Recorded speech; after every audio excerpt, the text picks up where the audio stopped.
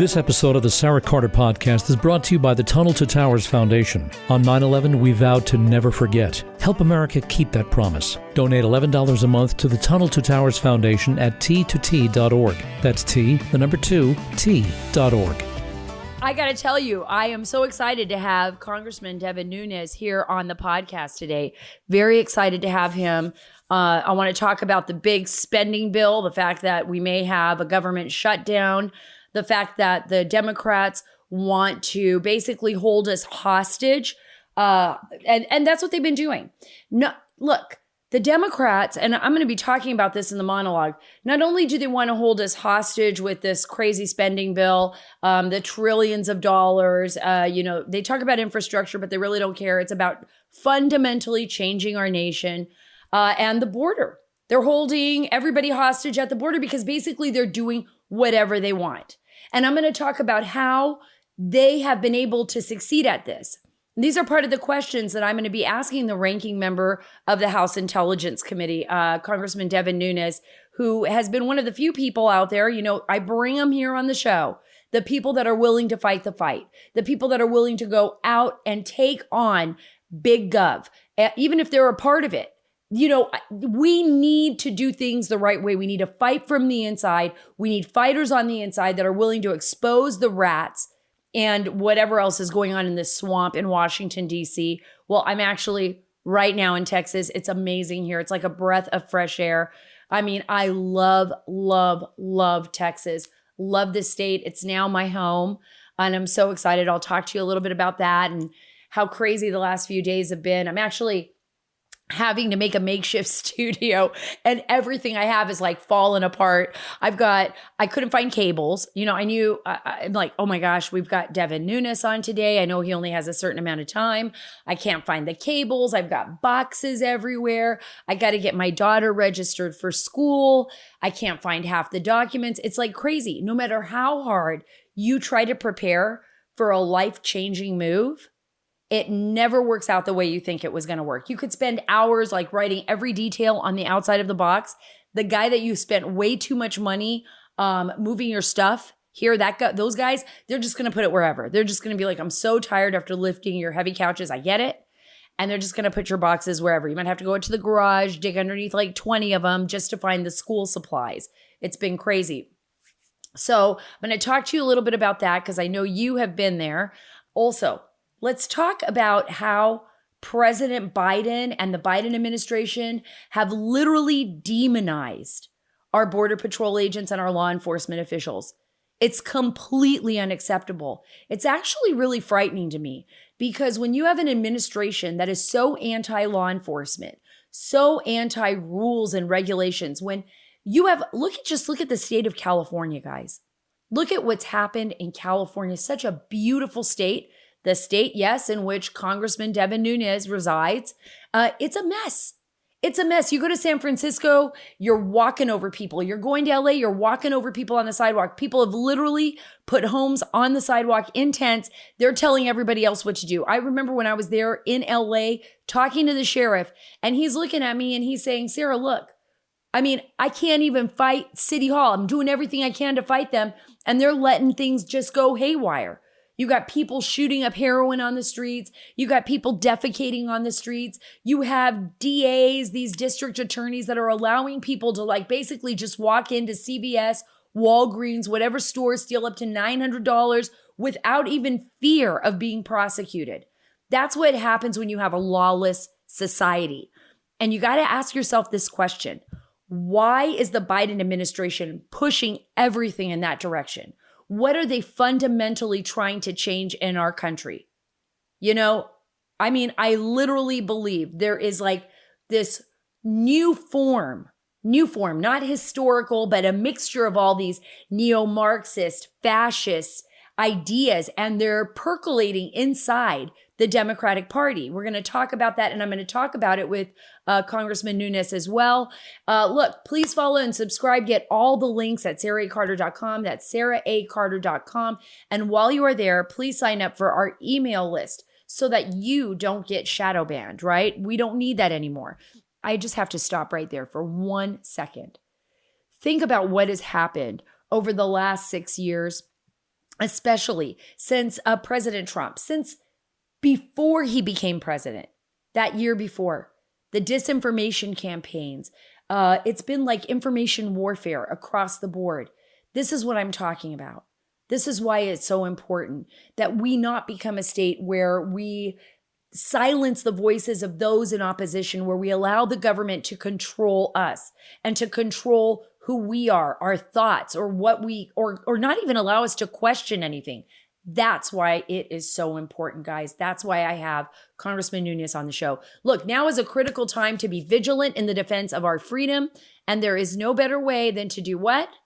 Than by joining the Association of Mature American Citizens. That's AMAC. I love AMAC. AMAC is a great sponsor of the show. Why? Because one, they believe in fighting the good fight against overexpansion of the government, especially what we've seen, reckless government spending. This is why the Republicans are now fighting, so is AMAC, against this ginormous bill that's going to transform our country and not even do much for us. It's about helping small businesses. It's about securing our borders, supporting our military, and respecting our veterans. We stand for the flag and we believe in kneeling before God. So does AMAC, okay? By joining AMAC, you're taking the first steps to saving the America you love. AMAC offers an alternative to just about every benefit that other group offers, but without the liberal agenda, guys. I stand with AMAC. I hope that you will too. I encourage you to join amac.us/Carter. That's amac.us/Carter. The benefits of membership are great, but the cause is even greater. Join today at amac.us/Carter. Okay, right off the top, I want you to hear the partial truth that is now coming out of the Biden administration. This is DHS Homeland Secretary Alejandro Mayorkas. I am half Cuban. I can't believe he's Cuban. I'm just like, Alejandro, you got to go back. This guy is he's terrible. He is just terrible. I want you to hear him. He gets caught up and has to explain how many Haitians they've actually just let go into the country and how few of them have been flown back to Haiti. Listen to this. To answer my question directly, of the 17,400 that weren't deported back or didn't return on their own to Mexico, how many of them first, how many have been released into the U.S.? They're released on conditions, yes. and approximately, I think it's about 10,000 or so, 12,000. Have been released? Yes. And of the 5,000 that are still in process? We will make determinations whether they will be returned to Haiti based on our public health and public interest authorities. So are we talking about a total of 12,000, or could it be even higher? It could be even higher.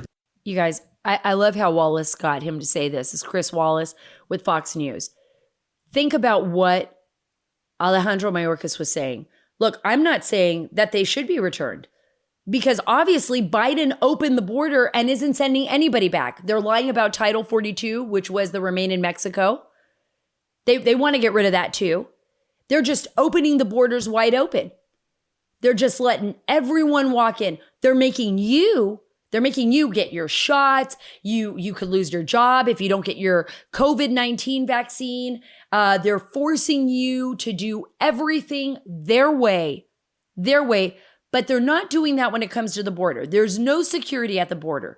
There's no real health care assessment for any of these folks at the border. Now, if they're feeling sick, if they look ill, then the Border Patrol, of course, and our first responders or law enforcement get them to a hospital to get them checked out. But trust me on this. I have spent the whole last week in Del Rio with the Haitian migrants, and it was a horrible situation there for them. I got to tell you, nobody would want to live like that, except for people that are trying to get into the United States of America, because we are the greatest nation on earth. But for how long? Before this administration and others just tear it apart. We really have to look at what is happening, folks. That border is a national security disaster. It is a healthcare crisis. It is a humanitarian disaster. It is every type of disaster that you can imagine. I am telling you, I am there. I see what's happening. And what's even more frustrating is that this administration consistently lies about it. They are consistently lying to you. And they're doing so because they control a mass media apparatus. They really do. What I talked about at the top of the show, right? Information warfare. This is about disinformation campaigns. The way this administration, and by the way, even under the Trump administration and previously, and I'm talking about the swamp, I'm not talking about the people that wanted to make a difference. The people within the Trump administration that worked with President Trump to enact secure border laws that were trying to protect Americans and putting America first. I'm talking about those people in the swamp, the bureaucracy that works diligently to ensure that we're not first, that has been working diligently to break down our system, that has been working diligently to stampede the Constitution of the United States. Those are the people that I'm talking about. The people that don't care about our freedom. People like Governor Gavin Newsom in California, destroying California. Look at what's happened in New York. Look at what's happening across our country. It is terrifying. It is terrifying. And when you see what this administration is doing, when you see if they've just broken everything apart and then they just consistently lie, and those lies are backed by a media that does not care to tell the truth, because why? Fundamentally, the majority of the media is the left. They're Marxist in ideology. They're socialist in ideology. I believe we should help every single person that we possibly can help. We should not treat any group different than any other group, but we do it legally. We have a legal process. What about all the people who legally applied for citizenship? All the people that are waiting right now for their P2s in Afghanistan, or others, SIVs, special interest visas, who served our country? What about all the children being trafficked by the drug cartels? Are we just now trafficking children? Are we saying that's okay? How is this okay, folks? How is this okay? How is it okay that we are doing this? I'm going to tell you right now, it is not okay. And when he says we're debating whether or not, some of them will be sent back and there's a process, let me tell you what that process is. There's a first process, which is now notice to report. They give them like a little piece of paper saying, hey, notice to report. And then they just let people go. Nobody's going to report. Nobody's going to show up. And then they might give them a notice to appear. Notice to appear means if they even decided to report, because they should be giving them notice to appear, which means that they should be appearing in the court. They just don't have enough resources to do that. So now they give this whole other little thing, this bureaucratic little piece of paper, says notice to report. Nobody reports to their whatever, to the ICE agent in their cities. And even if they do, they know they might get kicked back. So they won't overall, unless they have a really good claim of asylum. And most people just never even show up in court for the notice to appear. So it doesn't even matter if they have a warrant out for them. They don't care. They're just going to do whatever they can to not go back, wherever that is. Some of these people are not from Haiti. I told you originally they were, but they've spent the last 4 or 5 years in Bolivia, Chile, Ecuador, wherever they had landed and got asylum first. That's why a lot of them are dumping their identification cards. There's been a lot of ID cards found out along the border in Del Rio. A lot of those cards will say Bolivia, Chile, have the person's face on it. They may be Haitian, but they're no longer in Haiti. They didn't come because of the earthquake or because of poverty in Haiti. They may have come because of poverty in Chile or Ecuador or wherever, or Colombia, but not because of what was going on in Haiti. A good majority of them spoke perfect Spanish and were very kind to me and spoke to me and talked to me a little bit about what they were doing and how they got here. But that's the truth. You deserve the truth. They deserve the truth. Our law enforcement officials deserve the truth. Let's talk about that, because President Biden basically accused the Border Patrol agents of strapping migrants, of whipping migrants, of being racist, and that they're going to pay I was out there all week. I have been covering the border since some of you are in diapers, if I've got young people there. But a long time, 2003, 2004. I know this border well. I know a lot of the agents there. There are the first responders, really, for the people that are crossing the border. There's so many times I've seen agents put everything on the line, to save a child's life, to save someone's life. And I want you to think about that. And then you have a situation like this. And I'm not saying there aren't bad apples somewhere in the world, but this was not one of them. And this situation was not one of it. I want you to hear President Biden, and then I'm going to respond to it quickly. Listen to what President Biden says about the Border Patrol right here, and I'll explain why it's so dangerous. You said on the campaign trail that you were going to restore the moral standing of the U.S., that you were going to immediately end Trump's assault on the dignity of immigrant communities. Given what we saw at the border this week, have you failed in that promise? And this is happening under your watch. Do you take responsibility for the chaos that's unfolding? Of course I take responsibility. I'm president, but it was horrible what to see, as you saw. To see people treated like they did, horses barely running them over, people being strapped, it's outrageous. I promise you those people will pay. They will be, an investigation underway now, and there will be consequences. There will be consequences. It's an embarrassment, but it's beyond an embarrassment. It's dangerous. It's wrong. It sends the wrong message around the world. It sends the wrong message at home. It's simply not who we are. I got to tell you, that was distressing. First of all, there is an investigation underway. Secondly, every eyewitness that was there, including the photographer that took that photo, said that there was absolutely no whipping of the agents. There was no strapping of the agents. The agents were in an area, I'm very familiar with this area of the Rio Grande River, where they were trying to clear the area. So there were a lot of migrants crossing, right? A lot of migrants coming across this area. In fact, 15,000 of them. The agents were told, we need to move the migrants upriver so they can cross upriver, because that area in particular was where the Border Patrol agent launches their boats. So Border Patrol agents launch their boats from that particular area. They go out into the water, and a lot of times it's used for rescues. So if people are coming across the river, they drown, the agents need to be able to get there to save their lives. They couldn't do that. They couldn't put boats at that launching pad. And these horses, by the way, they're trained on them for months at a time, 6 months plus. These agents are trained on these horses.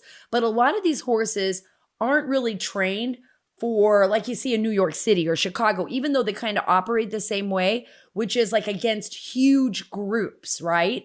And so these horses were just as distressed as the riders, were just as distressed as the people crossing the river.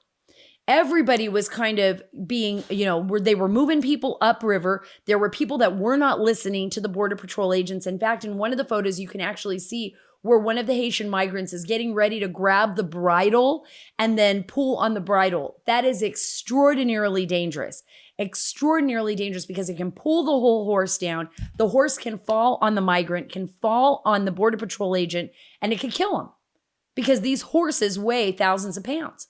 Imagine 1,000 pounds falling on you, right? In the river. So it's already a stressful situation, and the agents did their job. They have what they call, long reins. And when you use them, it's split rein. So they're long and you split them apart. You can put them together, and it's so that the agents can get on and off the horses quickly. It's also part of their training. They spin the rein sometimes to give distance between both the person and the horse, because they don't want whoever they're going to apprehend going after the horse. And it kind of says, okay, you got to clear the space here. But nobody was whipped. But think about what's happened to our Border Patrol agents over the last several years, and our law enforcement agents and our federal agents.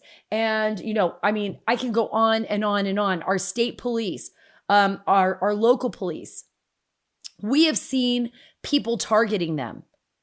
We have seen people targeting them for years now. And it is completely irresponsible of President Biden, and he should be absolutely ashamed of himself, to make statements like that without any facts or evidence and putting our law enforcement officials in such a dangerous position. If the president feels that way about law enforcement with nothing, with no criminality occurring, nothing at all happening, he's basically saying that these agents, these Border Patrol agents who did nothing wrong, by the way, their horses, I got to tell you, I was telling Sean, we were standing there, it looked like the horses were in jail. You know, it looked like, I mean, they're literally calling these horses racist. And you have like Vice President Kamala Harris saying it evoked visions of slavery. I've seen them do the exact same thing on horseback with Guatemalan migrants, with anybody. Could be Romanians, could have been Chinese, Russian, whoever crosses the border. This terrain is rough. It doesn't matter what color your skin is. If the Border Patrol is patrolling that area of the Rio and they are on horseback near the river and up and down those rocky terrain and they're trying to move people, and especially a large group of people, or they're in the process of apprehending someone, it doesn't matter what color you are. They did not do that for that reason. It really is disgusting. It's really actually very frightening. Like I said, something that should not have happened. The president should not have made those statements. There is an ongoing investigation. I'm 100% positive, based on the people that I've spoken with and my sources, they will be cleared. I want you to listen to this really quick. This is Mayorkas. He's gaslighting even more by saying the horrible thing that never happened is evidence of systemic racism. In the midst of meeting these challenges, we, our entire nation, saw horrifying images that do not reflect who we are, who we aspire to be, or the integrity and values of our truly heroic personnel in the Department of Homeland Security. The investigation into what occurred has not yet concluded. We know that those images painfully conjured up the worst elements of our nation's ongoing battle against systemic racism. I got to tell you, it's just crazy. He's basically saying, okay, that didn't happen, but these are horrific images and is proof of systemic racism. No, there is not systemic racism. The only racism in this country is right there on Pennsylvania Avenue in the White House. The most, really overt racist president that I've ever heard. He made fun of people working at 7-Eleven. He has said, things like, if you don't vote for me, you ain't black. Nobody has held that guy, President Joe Biden, accountable for all of his crazy statements, some of which are very racist, right? Some of which are very racist. I don't see that racism, that systemic racism that he's talking about. I just don't see it. What I saw were Border Patrol agents every single night that were on horseback, where little kids would come running out of that makeshift refugee camp in Del Rio. And I took pictures of it, and they were asking questions and, asking if they could pet the horse, or what does this horse do, or what's his name? Kids as young as 3 or 4. I saw men in uniform, our Border Patrol agents, working there with the Haitians in the worst heat and the worst conditions you can imagine, with no real restrooms, just some porta potties, people getting sick. There were a number of women that are Border Patrol agents and the state troopers, as well as the Texas Department of Public Safety, had to rush to the hospital. There were babies born in that group. And unfortunately, and really tragically, because of the heat and because of the horrible conditions that so many of these people have had to travel through, there were women that actually lost their children. Okay? So this is a tough situation on everybody all the way around. Look, I don't want to take up all of the time that I need to have with Congressman Devin Nunes. He is going to talk to us about everything. I know you're all looking for updates on John Durham. What does this mean with Sussman being indicted? Will justice finally be served? I'm going to ask him about that. I'm going to ask him about this crazy spending bill, the trillions of dollars in revamping America into some kind of socialist state. That's really what it's all about. Let's talk to him about everything we can get to. But before we get to that, I want you to know about the best steak and the best bacon, best chicken, best salmon that you will ever eat. It won't come from a grocery store, guys. It will not. It'll come to your front door. You'll only find it on the family farm and caught by independent Alaskan fishermen. That's if you get that salmon. It's so good. That's why you need moinkbox.com. Their animals are raised outdoors. Their fish swim in the wild ocean. The moink meat is free of antibiotics, hormones, sugar, and all of that other junk you will find in pre-packaged meat aisle. You don't want that. You don't want that in your kid's body. You don't want that in your body. If you can live without it, get moinkbox.com/Carter to get a year of bacon for free. I want you to think about that. Moink, M-O-I-N-K box.com. If you put /Carter, you'll get a year of bacon for free and then pick up what meats you want delivered in your very first box. Change what you get each month and you can cancel anytime, right? You can do it. I mean, I get it here. Move to Texas. Think about it. You get fresh meat right at your door. You don't have to worry about going to the grocery store, especially in the heat. You don't have to worry about driving home in the heat with the meat right there. You got the meat right in a box. It's cold. It's chilled. It's going to go right into your freezer and you're going to have fresh meat for your family without any hormones. I want you to join the Moink movement today.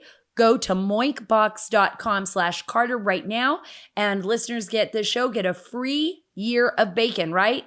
You get free bacon for a whole year. That's 1 year of the best bacon I promise you will ever taste. But it's only for a limited time.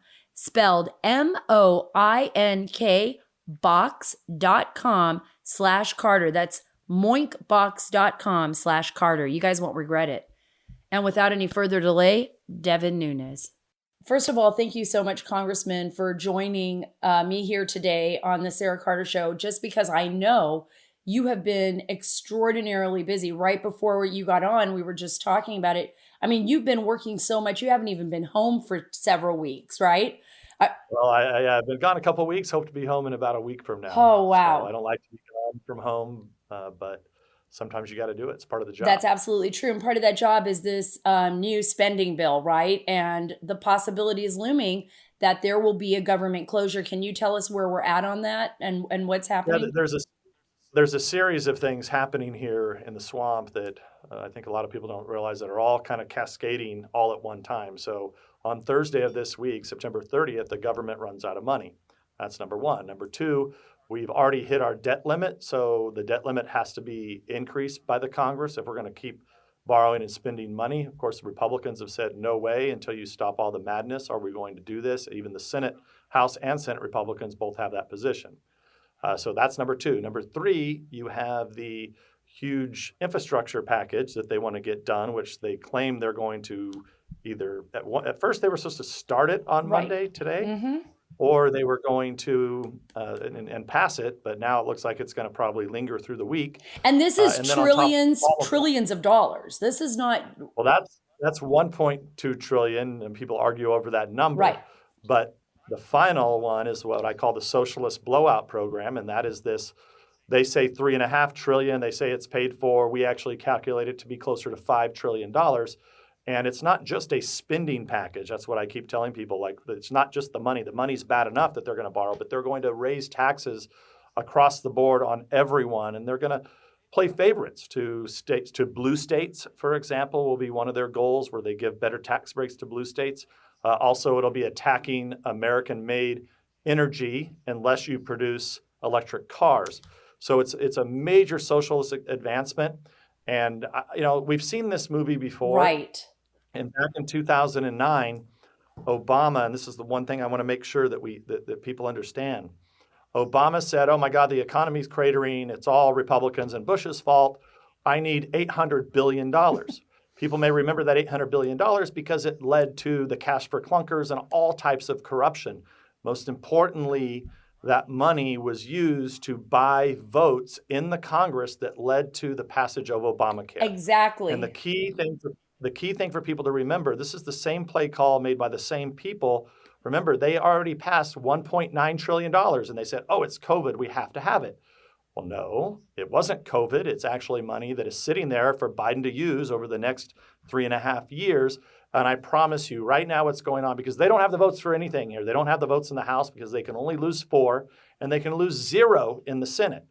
So they are using that $1.9 trillion that they lied to the American people about, supposedly be about COVID, to grease the skids to pass and merge all this garbage into one. Somehow they're going to have to try to get it all done this week. Now, I don't think they'll be successful in all of it, but I do think a lot of it they will get done. They may have to wait on the Senate because the Senate has said already they're not going to go for what in the House they call $3.5 trillion. Right. Manchin and others have said they'll only do $1.5 trillion. So I know that's a lot of moving parts there, but you asked me what's going on. That's what's going on. You don't think they can get Manchin to move? They're going to need at least 10 Republicans, if I'm right, to break that vote and to pass this spending legislation, or am I wrong there? Yeah, two different issues there. So they need, because they passed a procedural move on the budget, they only need 50 in the Senate with Kamala Harris breaking the tie. Now, that was using an archaic process that's supposed to be for budget reduction. And if you may remember, we used that back in 2017 and 18 to pass the Tax Cuts and Jobs Act. And what we said at the time is, look, it's going to increase revenue to the government. Even though we were going to cut taxes, lower taxes across the board, it was going to raise money for the government. And indeed, it did. We were bringing in more money until COVID hit than we've ever brought in the history of this country, more tax revenue. These guys are actually going to do the opposite. They're going to raise taxes, claim it's going to raise the revenue, but we all know it's never going to work, because what they're doing is they're encouraging industries that, quite frankly, don't work, that actually, like the green energy nonsense. Right. They rely on China to produce a lot of those products. And at the same time, we're going to be in the same place we were when you raise the corporate tax rate up. What that does is it makes other countries more competitive. So we would actually have a higher corporate tax rate than China.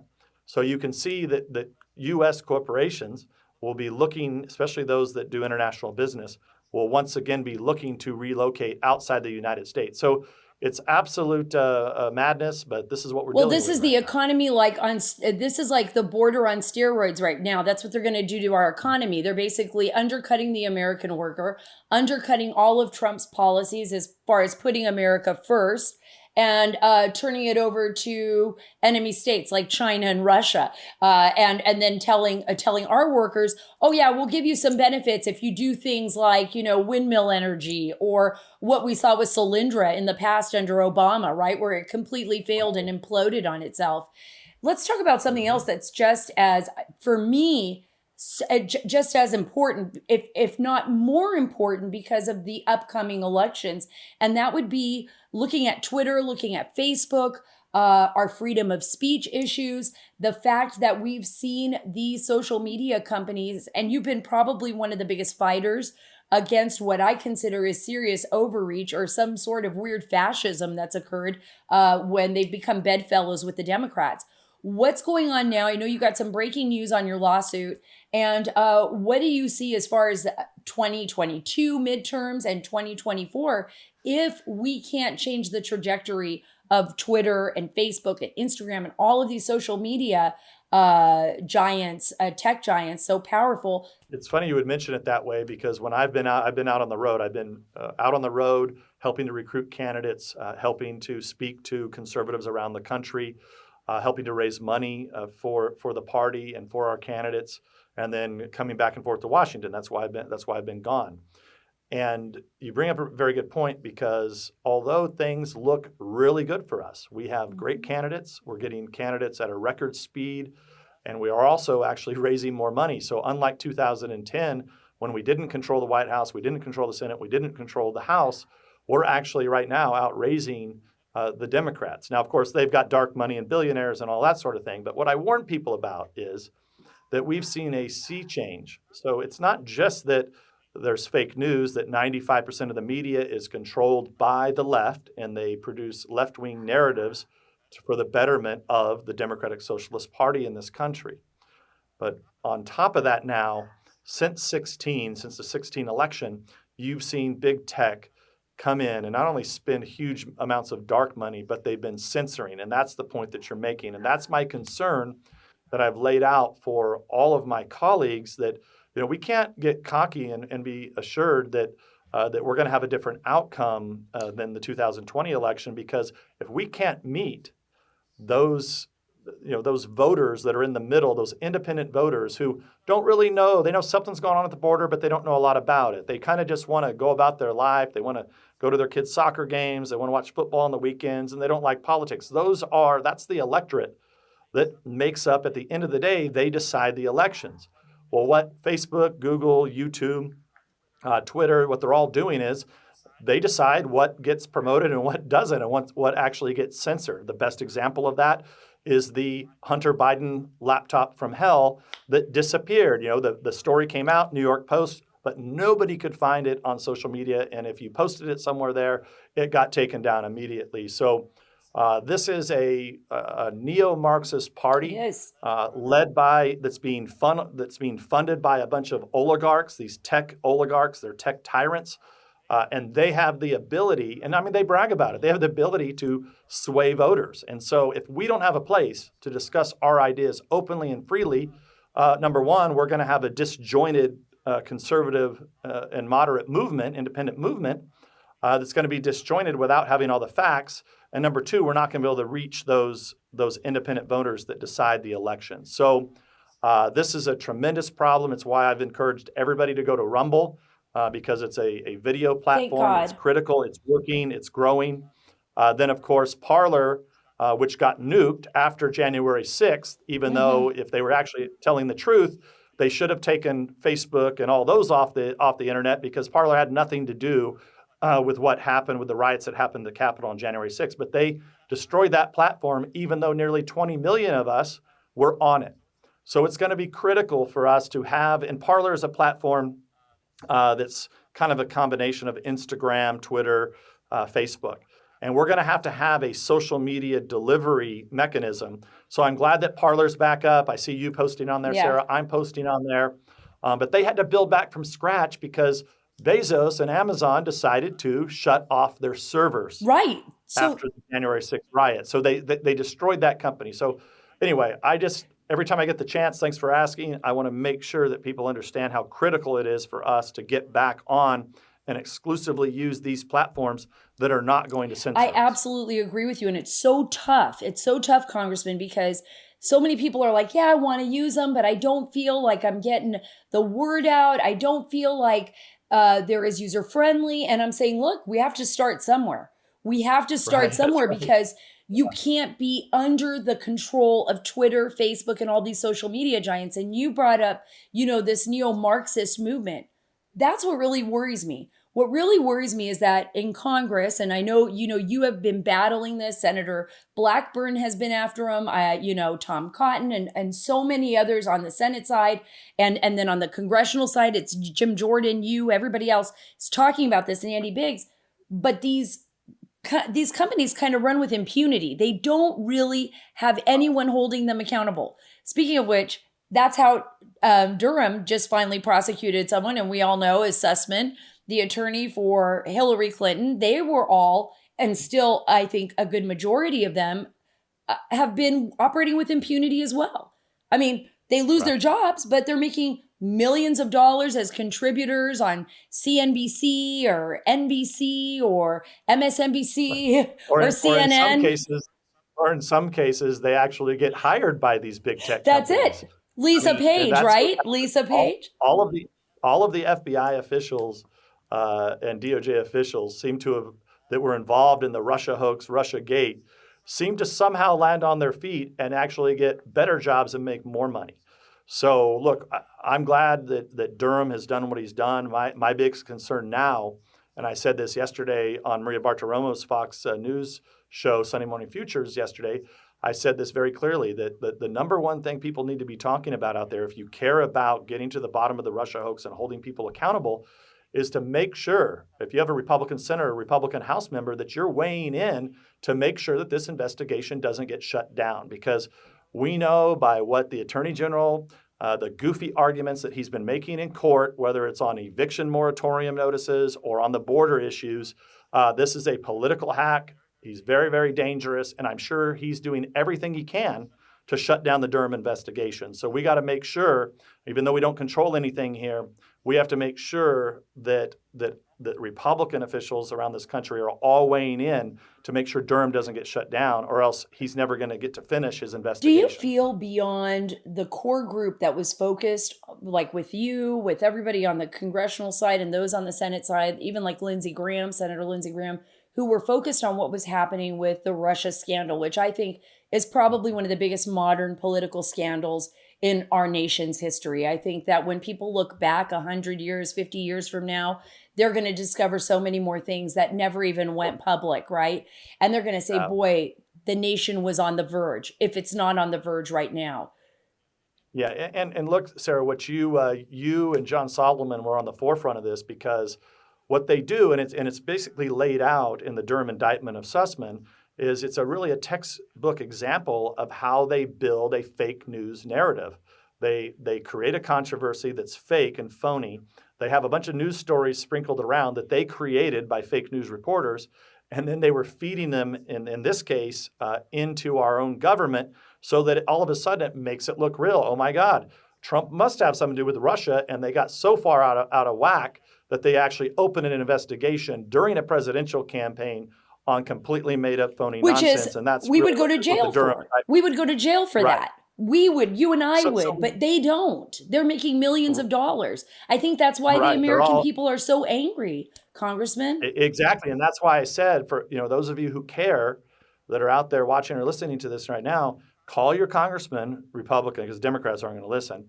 And if you have a Republican senator, Republican congressman, call them and say, make sure that this Durham investigation does not get shut down, or else. And look, there's much larger ramifications here for the Department of Justice and the FBI. If Durham doesn't get to conclude and doesn't hold these guys accountable and bring them to justice, you're going to have generations, not just one generation. You're going to have, and that's to your point, as history goes forward, you're going to see the credibility, as if it can't sink any farther. It will sink farther if this investigation is shut down, in terms of what the American people think and how much they trust the Department of Justice and the FBI and other government agencies. I agree with you wholeheartedly. Before I let you go, I want to get to the border really quick. You're the ranking member on the House Intelligence Committee. I thought you did an incredible job as the chairman of that committee.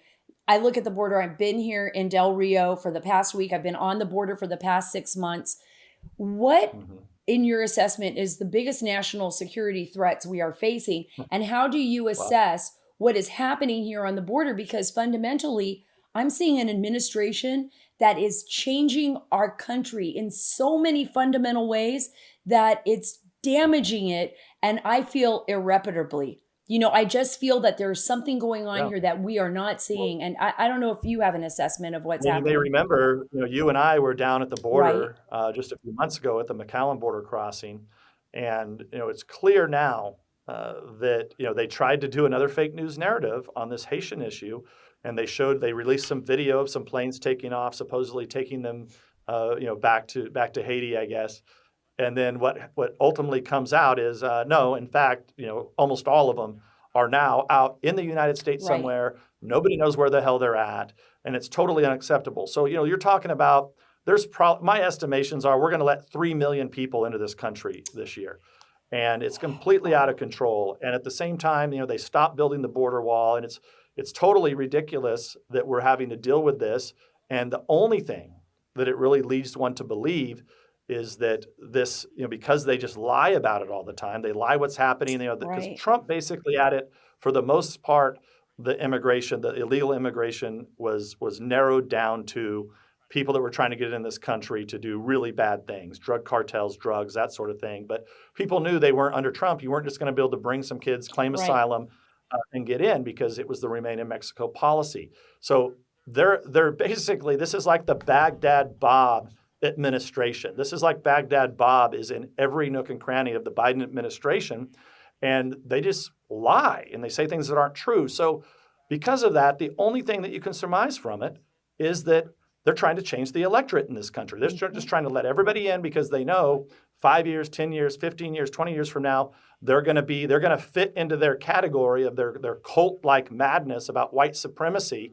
Hey, you're this color, you're that, you're this letter, you're clearly a socialist Democrat like us, so make sure you and your kids vote with us. So that's what they're trying to do here.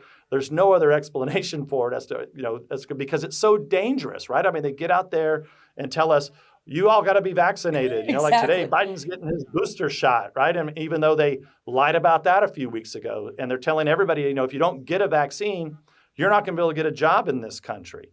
And then they're telling you, wear a mask when, we catch them time and time and time again. When they don't want to wear a mask, they don't wear a mask, right? When Pelosi wants to get her hair cut, she doesn't have to wear a mask. Vice President Kamala Harris, same thing. Kamala Harris, the Obama birthday super spreader event. You got the freak show comedian Steve Colbert dancing with Senate Leader Chuck Schumer. I've seen Pelosi numerous times here in the Capitol not wearing a mask. When at the same time, this is all theater. It's all for show.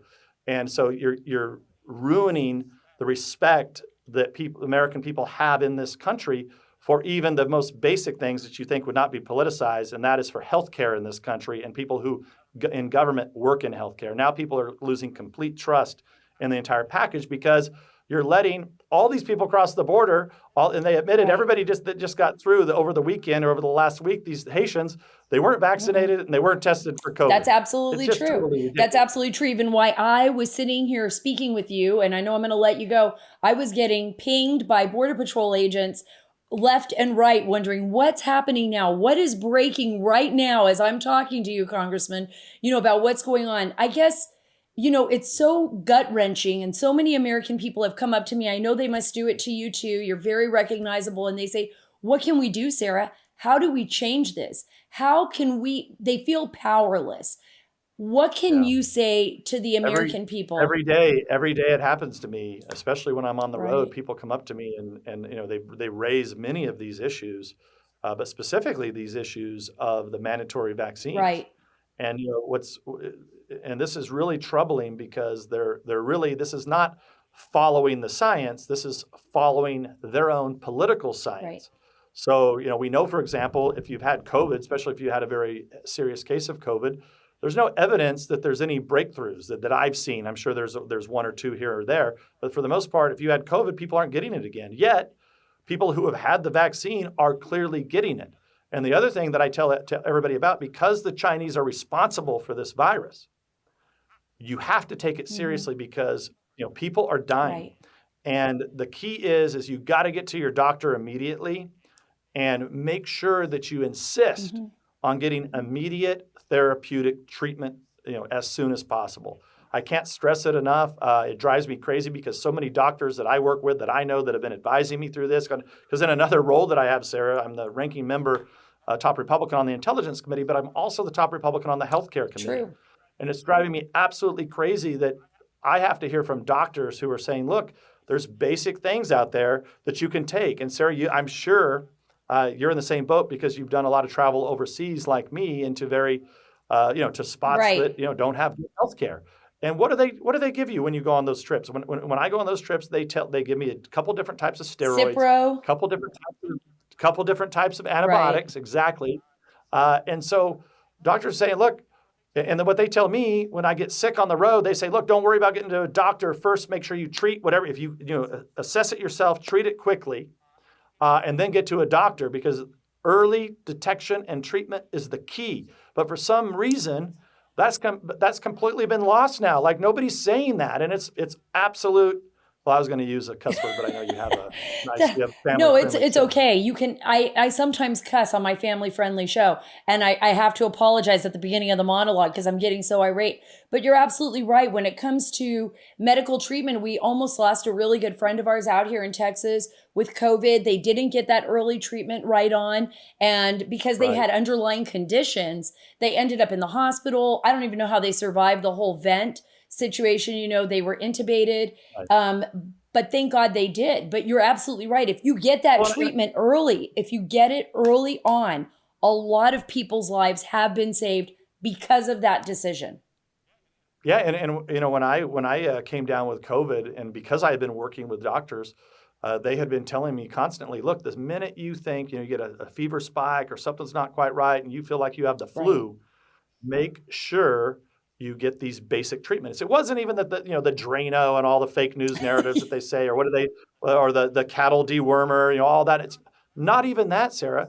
Just the basic stuff that as a congressman and you as a journalist, I know when you have these to-go packs that they pack up, and a lot of members in our military and intelligence, when you travel overseas, this is what you do. So why not have these basic medications that would do so much good that doctors are saying do good? Instead, you got Biden looking like a fool today, getting his booster vaccine that the FDA, is really questioning at best. I know they did approve it for supposedly 65 and over, but none of this is making, any sense at all. And in the meantime, as we speak, people continue to contract this Delta variant. They're getting very, very sick, and they're not getting treated. And by the time you get into this day 3, 4, 5, 6, that's 7, when it hits rock bottom. Suddenly you have pneumonia. You have pneumonia, and you're in the hospital. That's it. And like you, I've lost a lot of people that I know who didn't get treated early. So yeah, it's a tragedy. It's just so wrong. It is a tragedy because I feel like this is the decade of disinformation, or what we have seen over the last 5 to 6 years is a constant disinformation campaign that we are all fighting against. And it's so bizarre and it's so different, but it almost feels like, it's warfare. I call it information warfare, and it's information warfare on every level. And I don't know if you watch this, if you post on YouTube or not, because I don't click on YouTube. Yeah, me neither. But I just what we're talking about right here. If this was to go onto YouTube or Facebook or Instagram, I know what they'll do. They will put it in there like these. Either they'll take it down, or they'll put in like this bogus, COVID-19 warning. To get the facts, go to CDC. Right. It doesn't matter what we say. We could say, the doctors are amazing. They've healed. It's just because we're saying it, they're going to put a COVID notice on it. They won't even listen to us. They'll just put a COVID notice on it. It's a disinformation warfare from the beginning to end. And I'm telling you, without people like you, Congressman, representing us and fighting for justice, we would literally be on the verge of losing this nation, I believe. Well, as I said, I know you're gonna wrap this up, and I started to say this earlier, but I wanted to make sure your audience understands this, that back in those dark days of 16 and early 17, if you didn't go for the Russia hoax completely and agree to write fake news stories, and if you just even asked any questions, you were basically relegated to as being a crazy person. And you, John Solomon, really were the first reporters to actually step up and say, no, we're going to call BS on this. We're going to challenge it. And I think at the beginning there, I was probably running 250, maybe 500 stories to one. Right. You were. It would just be, that Nunes must be a secret Russian agent. And then boom, boom, boom, boom, boom. There'd be hundreds of those stories. And then, you and John would write a story like, no, there's actually no evidence of this, of any of this Russia hoax stuff. And so, look, that's why you have a great fan base. And that's why, anytime you want me on your podcast, I'll be glad to come on. I thank you for coming on this podcast. It's very rudimentary. I just moved into my home. I moved to the great state of Texas.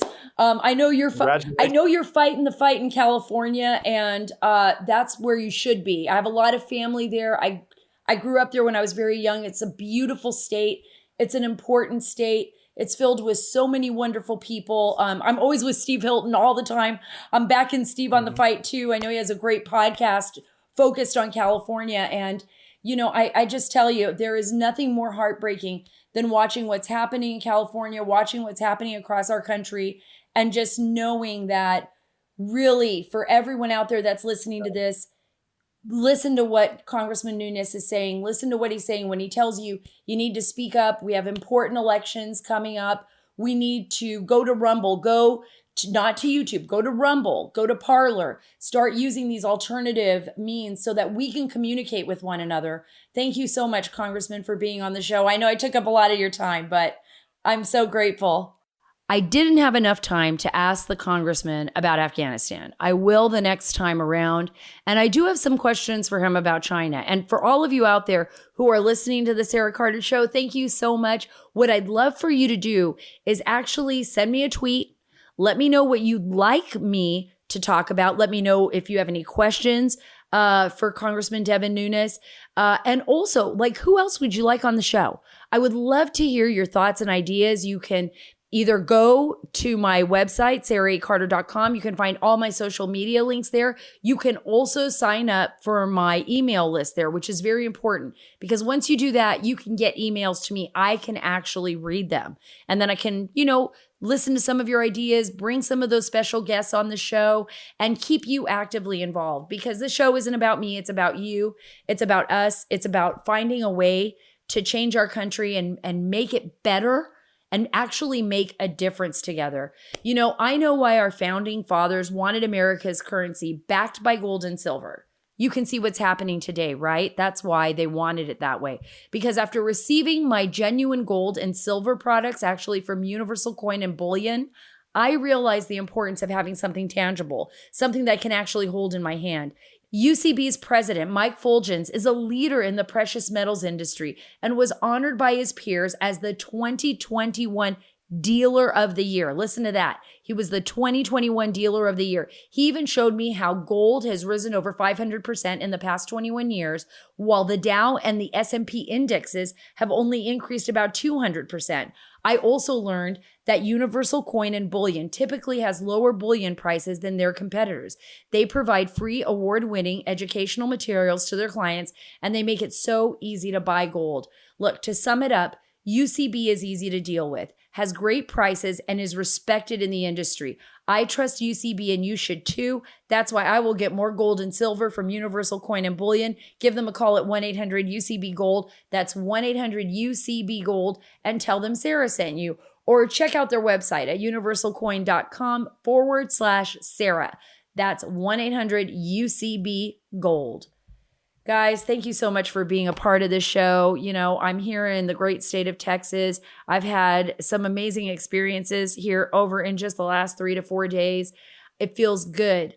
It feels good to be back in America, to have my feet planted firmly on the ground and not sinking in the deep, muddy swamp of Washington, D.C. I did love Virginia. I'm going to miss it dearly, but I'm ready to start this new chapter of my life with my husband and my family here. And, there's nothing better than going to a restaurant or, being outdoors or being in a new place and having someone say, hey, let me help you out. I can tell you where you can go get this, or I can help you out with that. Or if you need someone, just let me know and we'll be there for you. And that's the way it's been here in Texas. You've really welcomed me. I feel like I'm at home, and I hope I can give back what you've given me all these years. Again, thank you so much for being a part of the Sarah Carter Show. Thank you so much, Texas, for my whole new chapter in my life. And remember, you can follow me at saracarter.com. That's where you'll get all my social media links. Remember, here is where we're taking the story back. God bless you, and God bless the great state of Texas.